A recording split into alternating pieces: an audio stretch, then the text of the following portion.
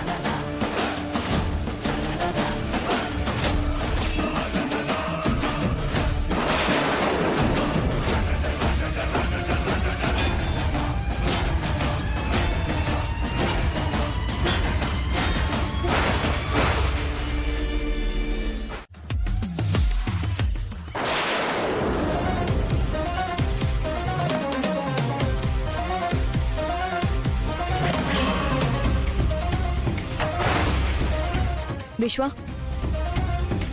ఎంత ఫ్రెండ్షిప్ అయినా సరే కొన్ని బౌండరీస్ ఉంటాయిరా. ఇంకెప్పుడు ఇలాంటి పనులు చేయకు, సరేనా?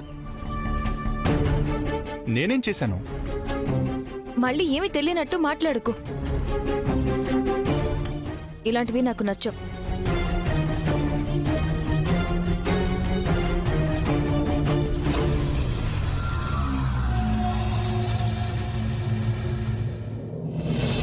ఎస్, ఇదే కావాలి. ఇలా నేను బయట కూర్చుని పేపర్ చదవడం ఎవరైనా చూస్తే బాగోదని అలా అనుంటుందా? సరే అయితే మానేస్తాను.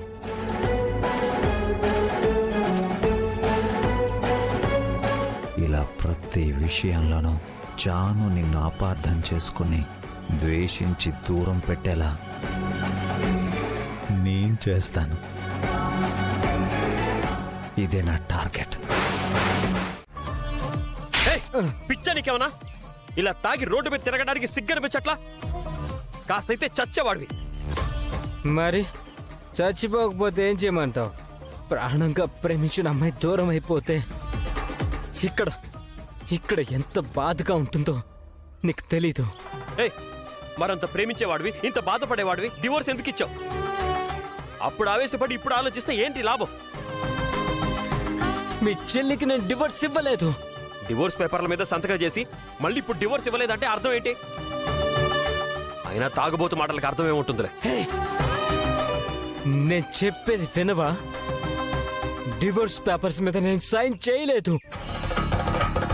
మీ చెల్లె నన్ను బ్లాక్ మెయిల్ చేసి సంతకాలు చేయించుకుంది. అమ్మా నాన్నలపై కేసు కొట్టేయాలంటే నాకు విడాకులు ఇవ్వాల్సిందే అని బలవంతంగా ఇదిగో ఈ చేత్తో సంతకం చేయించుకుంది. ఏం అంటుంది? నువ్వు చెప్పేది నిజమా?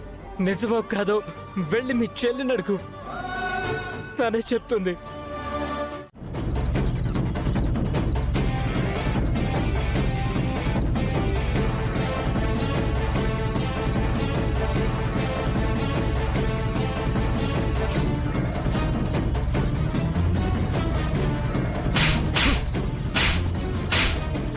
ఏమండి?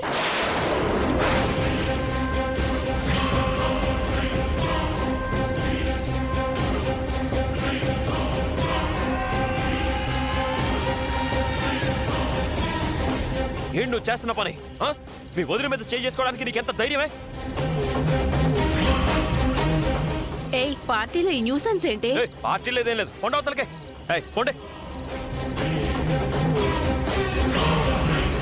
కొండందరూ. ఏమండి? ఆగండి.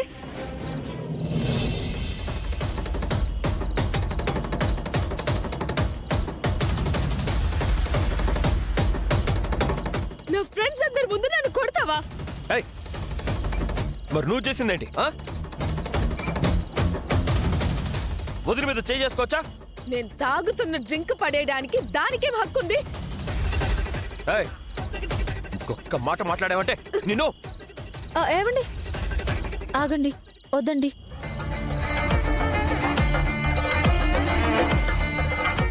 దయచేసి నా మాట వినండి. మీరు ఇలా చెల్లెల మీద చేయి చేసుకోవడం కరెక్ట్ కాదు. మరి తను చేసిందేంటి? వదినలా కొట్టినందుకు నాకేం బాధ లేదండి. తన ఫ్రెండ్స్ ముందు నేను అలా చేసి ఉండకూడదు. మీరు ఇటు రండి. రండి, చెప్పేది మీకే.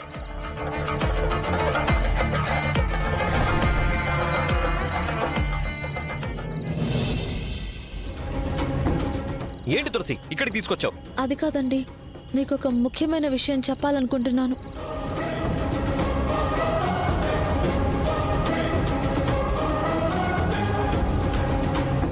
వదిన ఇప్పుడు ఒట్టి మనిషి కాదండి. తను ప్రెగ్నెంట్.